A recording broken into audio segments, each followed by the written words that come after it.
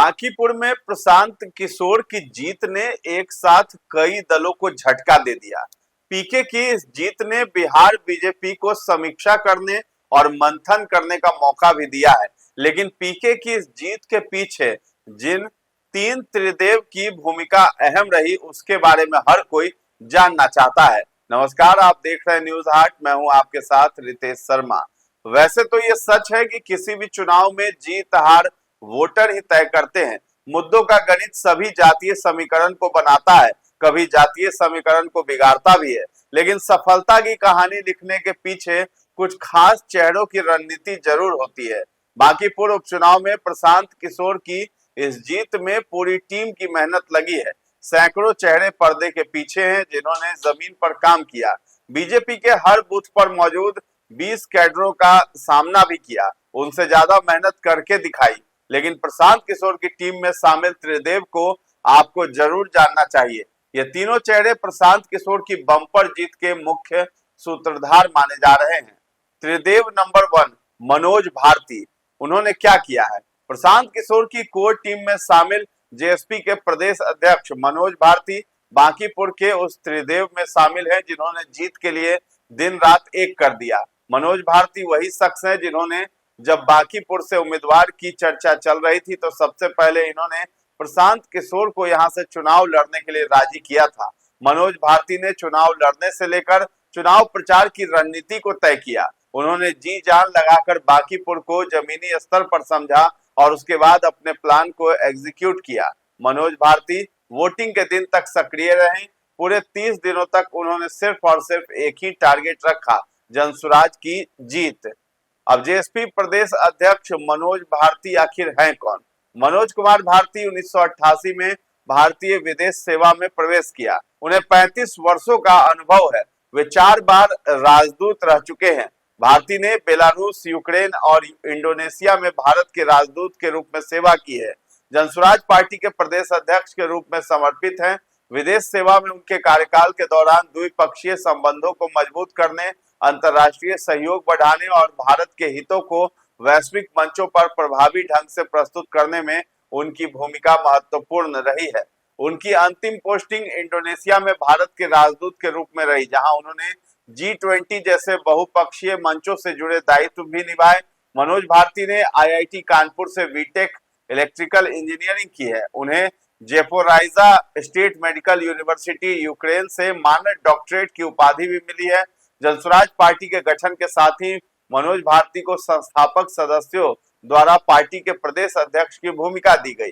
उनके लंबे प्रशासनिक अनुभव का फायदा दल और दल से जुड़े साथियों को मिल रहा है। बिहार की विभिन्न समस्याओं को दूर करने के लिए बनने वाले जनसुराज के प्लान में भी उनकी अहम भूमिका होती है। प्रशासनिक अनुभव और जन सहभागिता के माध्यम से वे पार्टी के विजन को साकार करने में सक्रिय योगदान दे रहे हैं। भारती का मानना है कि बिहार के विकास के लिए शिक्षा, रोजगार, नेताओं की जवाबदेही और संस्थागत सुधार को राजनीति के केंद्र में लाना आवश्यक है। त्रिदेव नंबर 2 किशोर कुमार मुन्ना। उन्होंने क्या किया?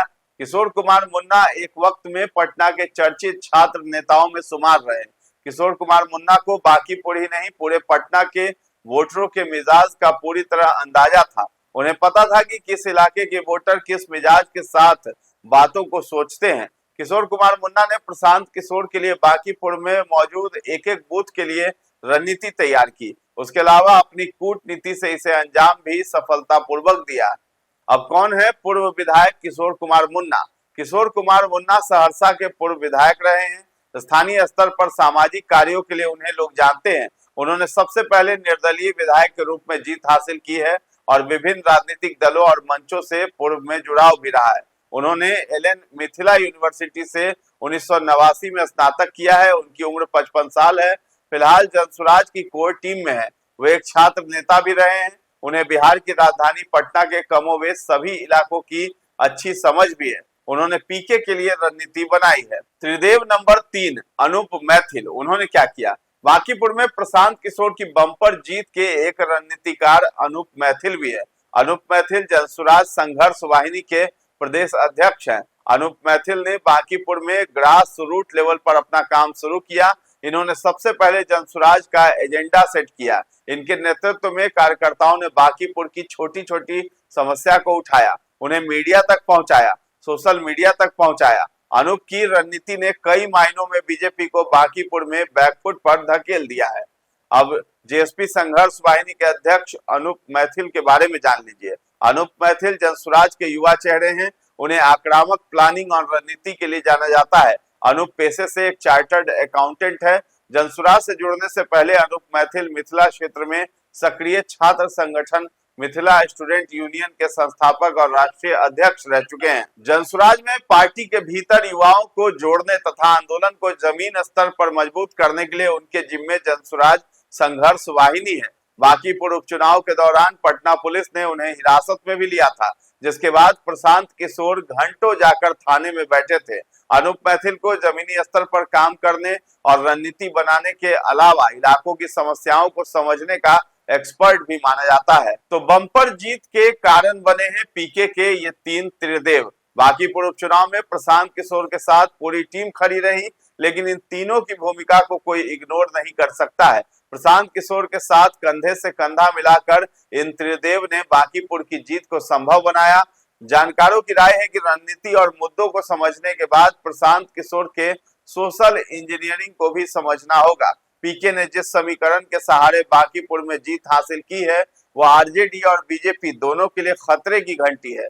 प्रशांत किशोर ने बीजेपी से उसके कोर वोटर ब्राह्मण और भूमिहार को तोड़ लिया। आरजेडी से मुसलमानों को अलग कर अपनी जमीन तैयार की। अलग अलग कारणों से दलित, कुर्मी और पिछड़ों का वोट भी प्रशांत किशोर की झोली में चला गया और यही कारण बना कि प्रशांत किशोर ने ऐतिहासिक जीत दर्ज की है बांकीपुर में। तो फिलहाल इस खबर में इतना ही है। न्यूज आर्ट के साथ बने रहें और अभी तक हमारे चैनल को आपने सब्सक्राइब नहीं किया है तो जरूर कर लें। धन्यवाद।